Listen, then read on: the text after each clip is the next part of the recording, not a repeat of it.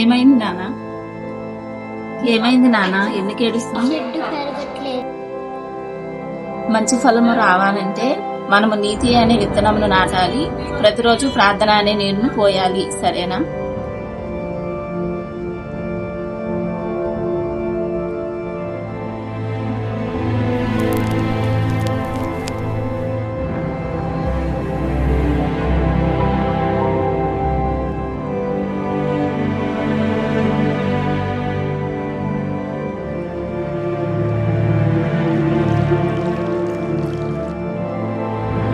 చూసావా నాన్న, ప్రతిరోజు మనం నీరు పోయడం వల్ల చెట్టు ఎంత మంచిగా ఫలించిందో.